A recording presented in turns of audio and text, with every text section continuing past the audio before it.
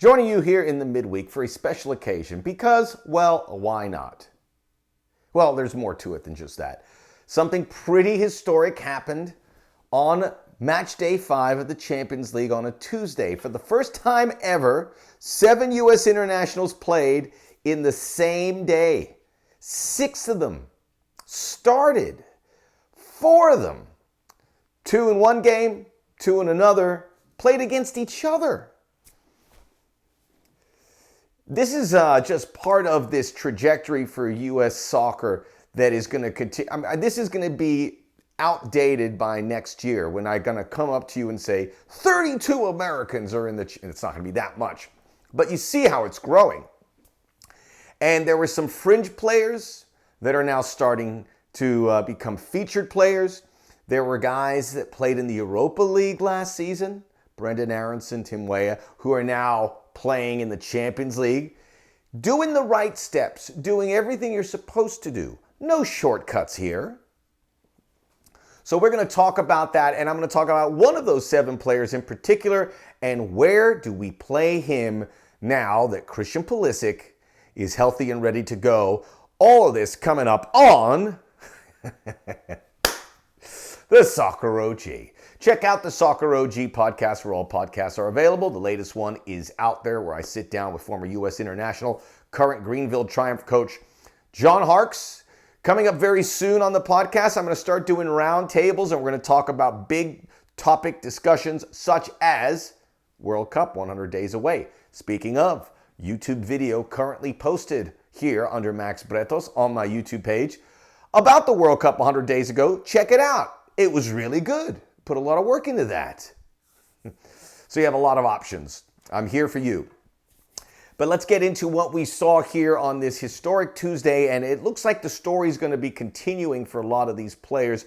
But here they are, the 6 players that started for Champions League clubs. Brenden Aaronson went 85 minutes for Red Bull Salzburg. He played against Tim Weah, who went 84 minutes for Lille. Lille won that game and are now first in Group G. Christian Pulisic went 72 minutes, left and had an incredible ovation at Stamford Bridge. They love him there. They know he's working hard. They know he's a special player. They know he has to deal with these injuries and they feel for him.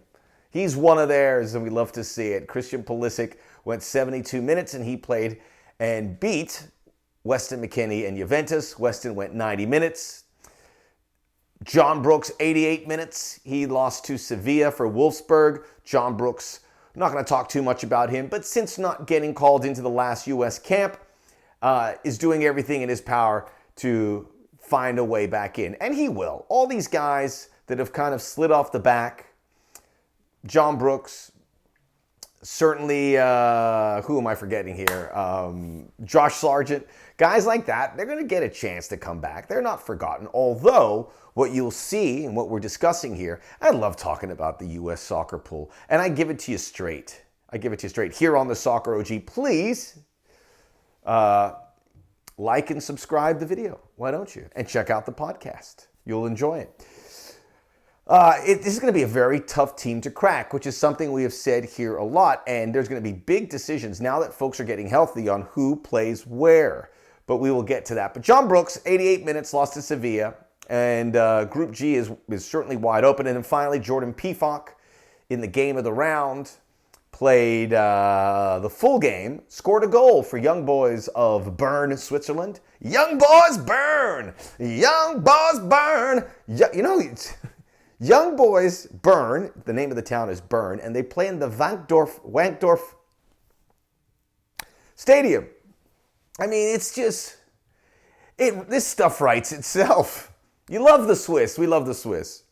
So Jordan Pefok went there, and then Serginho Dest came off the bench, and this is big news too, because he came back to Barcelona much sooner than I think a lot of people thought. He came on in the 86th minute, coming back from injury, comes back to a new Barcelona team under the watch of Xavi, and maybe too late for Barcelona to make the round of 16, but every other one of these teams, with the exception of Young Boys, have a shot of making the round of 16, and a couple of them as group winners.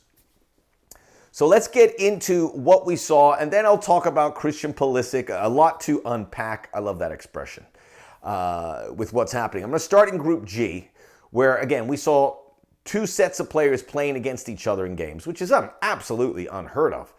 And you had a big game. You had the game of the round, Chelsea-Juventus. And then a game that you wouldn't give a lot of attention, Lille-Red Bull Salzburg. But these two teams might finish first and second in Group G. Look at the standings. Group G, Lille has 8 points. Red Bull Salzburg has 7. Sevilla has 6. Wolfsburg has 5. All 4 teams still alive. But Lille, with Tim Weah, did I mention Tim Weah? I feel I forgot to mention him. 84 minutes for Lille. Lille travel to Wolfsburg. They just need a point to make it. And then Salzburg hosts Sevilla. Sevilla were the favorites in this group. But now Salzburg can knock them out. I like Lille and Salzburg's chances to make it through. And if Lille wins their group, Lille winning the group is surprising because, yes, they won to the French league, but they lost their coach and a lot of transition with that team. If you win a Champions League group, the numbers tell you you have a very good chance of making the quarterfinals. It's like 70%. Unbelievable. So we'll start with that Group G. Brenden Aaronson, Red Bull Salzburg, has been really consistent for them. He didn't really have his best game. He was okay. And I try to watch all the games. If anyone says they can watch all the games, they're lying to you. It's hard to focus on. But it's easy with the U.S. players. You go, oh, there he goes. Okay, let's go back here. So you keep, they're all doing their thing.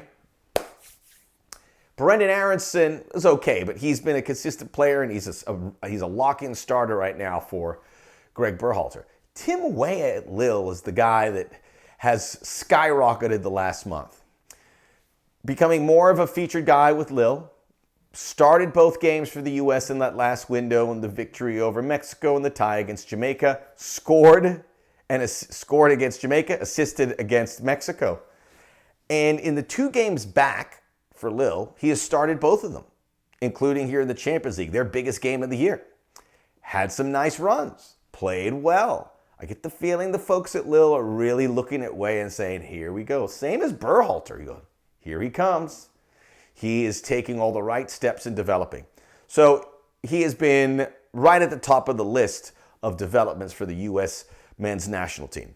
And look, we can't talk about what the U.S. are going to do because they don't play again until December the 18th. They have a friendly at Dignity Health Sports Park in Carson, Los Angeles, California, and they will take on Bosnia and Herzegovina. That roster seems like it's going to be mostly MLS players. A few European players that are a little bit off the radar will also get called in. Then you have to wait till January the 27th for the next World Cup qualifier when the U.S. are at home to El Salvador. We got to bridge the gap, but you don't just turn off the switch. These players still have to deliver. And they're delivering in the biggest competition in the world. So we saw those two guys. At the very worst, I mean, look, we have 3 Americans in Group G. Good chance 2 of them make the round of 16. Guaranteed for 1, obviously. But I think 2 of them can make it. I like Lille and Salzburg to get through there. That's great for Brenden Aaronson and Tim Weah. Next, Jordan Pefok really quickly scored that goal for Young Boys. Bern in Vankdorf Stadium. They had the game of the round against Atalanta. So good. So many of these strikers trying to get back into the good graces for Greg Berhalter. Remember, a lot of them have fallen off the back wheel. Josh Sargent, Jordan Pefok, Daryl Dike, who scored for Orlando City in the playoffs, although he got knocked out. But Daryl Dike is going up, and now he's coming up again. You like to see that in a player. He didn't get discouraged. I expect a big move for DK here soon in Europe. It's a big spot coming for him because he has all the tools, and he went to Barnsley. Granted, it was in the championship, and he delivered. Let's talk about the game at Stamford Bridge. First, Weston McKennie. I want to say this about him. This is the 3rd time I've seen a Juventus game, and they've had a rough year, and they've struggled. And guys have been up and down. But not Weston McKennie. This is the 3rd time I've said he was the best player on the field for them. And granted, I watch a lot of USA games for you, and because I enjoy it. He's just got grit. He's that kind of performance that, when in sports, you'll see this where everyone takes a dip and everyone's not playing well. We've all been in those situations if you played sports. Weston McKennie wasn't satisfied with that. He kept pushing it. He had so much heart. It was great to see him on a bad day for Juventus, who, by the way, along with Chelsea, are going to go through in Group H. Chelsea's going to win the group. Juventus will finish second. So Weston McKennie is going to get at least a couple. He's going to get match day 6 and then 2 more games at least in the knockouts. And they're Juventus. You never know. They know how to navigate this tournament, even though they don't have Cristiano Ronaldo or Andrea Pirlo or Gianluigi Buffon. Buffon. That was a slip, sorry. That's one of the best. Now it's time to look at Christian Pulisic. And this is an interesting development with how he's played. First of all, coming back from injuries, they're all like, it's all eggshells all the time. Brought back slowly for Thomas Tuchel. I will want to add this about Chelsea. Watching Chelsea play is not my thing, man. It's not easy to watch. It's not beautiful game stuff at all. They get results, and I can't, far be it from me to say anything against and derogatory against Chelsea. They're the reigning Champions League champions. They are first place in the Premier League. They're on their way again to make perhaps another deep Champions League run. It's not really for me, but it's effective. We'll put it at that. But Christian Pulisic was brought in nicely by Tuchel. We were surprised when he got the call that he was going to travel with the team to Sweden for the Malmo game. Played 16 minutes.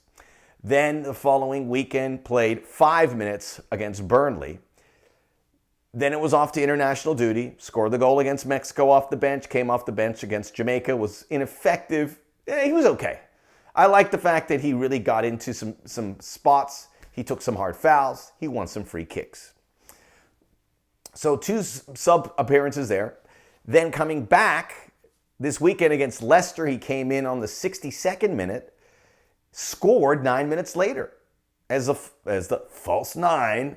This expression's crazy, but it is what it is. The false 9, you're in that position to open space for others so that they can score. It's a striker, in many ways. There's more to it than that. It's not that simplistic, and some people refuse to use that expression, but it means you're that number 9. You're probably not going to score a lot, but others might.